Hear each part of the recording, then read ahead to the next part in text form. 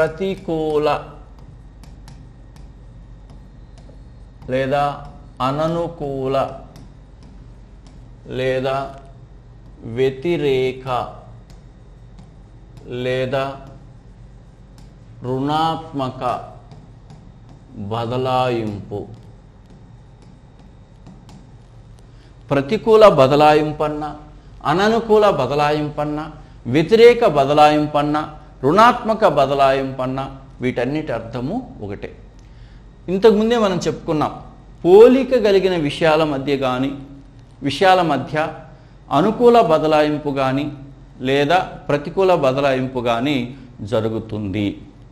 పోలికలు లేని విషయాల మధ్య జరిగేటువంటిది తటస్థ బదలాయింపు లేదా శూన్య బదలాయింపు అనేటువంటిది జరుగుతుంది. ఇక్కడే చూడండి, ప్రతికూల లేదా అననుకూల లేదా వ్యతిరేక లేదా రుణాత్మక బదలాయింపు అంటే ఇక్కడ ఒక అభ్యసనం అనేది వేరొక అభ్యసనం మీద ప్రతికూల ప్రభావాన్ని చూపుతుంది. అంటే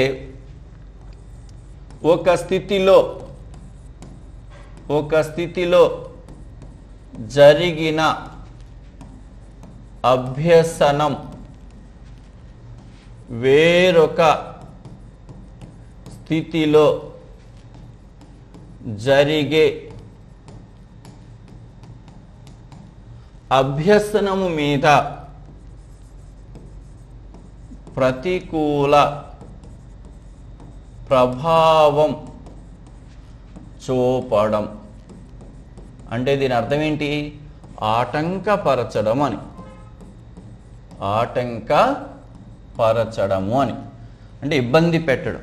అంటే గత అభ్యసనము ప్రస్తుతం జరిగేటువంటి అభ్యసనానికి ఆటంకంగాని పరిచినట్లయితే దాన్ని మనము ప్రతికూల లేదా అననుకూల లేదా వ్యతిరేక లేదా రుణాత్మక బదలాయింపు అని చెప్పేసి అంటారు.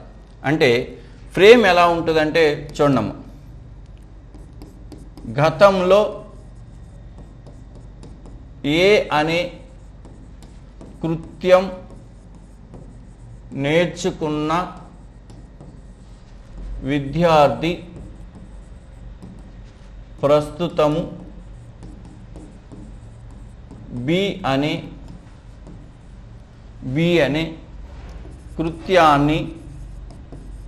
కృత్యాన్ని నేర్చుకోవడంలో ఇబ్బందులు ఎదుర్కొనుట.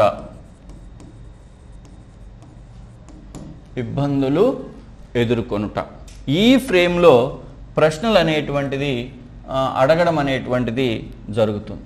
కాబట్టి ఫ్రేమ్ ఇంపార్టెంట్ అమ్మ, మనకి ఫ్రేమ్ ఇంపార్టెంట్.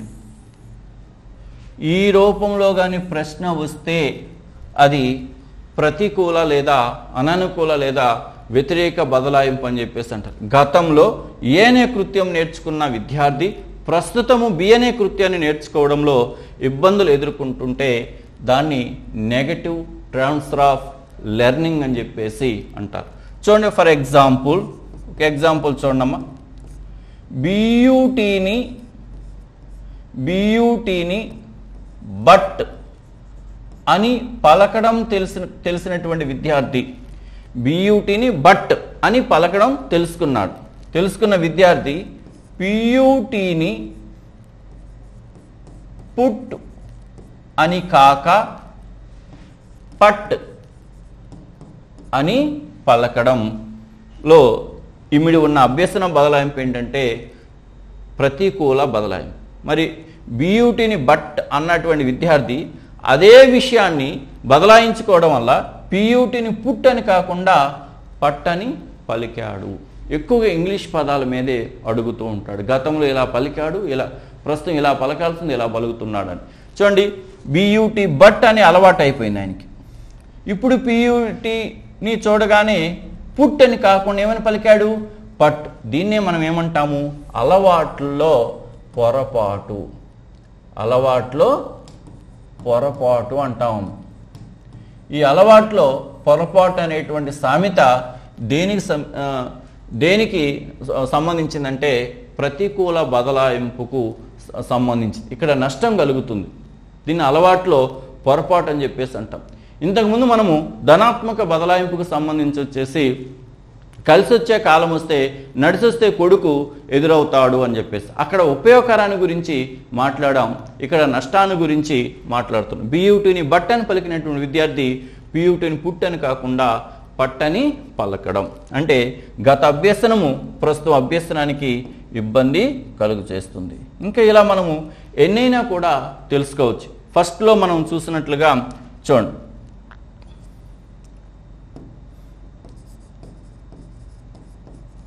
మాతృభాష తెలిసినటువంటి విద్యార్థి ఆంగ్లం నేర్చుకోవడంలో కొన్ని ఇబ్బందులు ఎదుర్కొంటారు. అంటే మాతృభాషకు ఆంగ్లానికి కొన్ని విషయాల్లో తేడాలు అనేటువంటివి ఉంటాయి. ఈ అలవాట్లో పొరపాటులాగా మాతృభాష నేర్చుకునేటువంటి విద్యార్థి ఆంగ్ల భాష నేర్చుకోవడంలో కొన్ని ఇబ్బందులు ఎదుర్కోవడం అనేటువంటిది ప్రతికూల బదలాయింపు. ఇక మనం ఎన్నైనా మాట్లాడుకోవచ్చు. కుడివైపు డ్రైవింగ్ తెలిసిన వ్యక్తి, ఎడమవైపు డ్రైవింగ్ చేయడంలో కొన్ని ఇబ్బందులు ఎదుర్కోవడం. కుడివైపు డ్రైవింగ్ తెలిసిన వ్యక్తి ఎడమ వైపును డ్రైవింగ్ చేయడంలో కొన్ని ఇబ్బందులు ఎదుర్కోవడం అనేటువంటిది కూడా ప్రతికూల బదలాయింపుగానే మనము చెప్పుకోవచ్చు. ఇక ఎన్నైనా కూడా గేమ్స్కి సంబంధించి మనం ఇంతకుముందు చెప్పినట్లుగానే మనం చూసినట్లయితే షటిల్ బ్యాడ్మింటన్ తెలిసినటువంటి వ్యక్తి బాల్ బ్యాడ్మింటన్ ఆడడంలో ఇబ్బందులు ఎదుర్కోవడం. షటిల్ బ్యాడ్మింటన్ తెలిసినటువంటి వ్యక్తి బాల్ బ్యాడ్మింటన్ ఆడడంలో ఇబ్బందులు ఎదుర్కోవడం. ఎందుకని? ఆ రెండిట్లో ఫోర్స్ను ఉపయోగించడంలో తేడాలు అనేటువంటివి ఉన్నాయి. కాబట్టి షటిల్ ఆట ఏదైతే ఉందో దాని ఫోర్స్ని బాల్ బ్యాడ్మింటన్కు ఉపయోగిస్తే అక్కడ ఆట వైఫల్యం చెందుతుంది. లేదా బాల్ బ్యాడ్మింటన్ ఏదైతే ఉందో దాని ఫోర్స్ను షటిల్కు ఉపయోగించినట్లయితే ఇక్కడ కూడా ఆట వైఫల్యం చెందడం అనేటువంటిది జరుగుతుంది. కాబట్టి ఒక స్థితిలో జరిగిన అభ్యసనము వేరొక స్థితిలో జరిగే అభ్యసనానికి ఆటంకం కలిగించడం లేదా ఇబ్బంది కలిగించడాన్ని ప్రతికూల బదలాయింపు అంటారు. దీన్ని అలవాట్లో పొరపాటు అని చెప్పేసి అంటారు.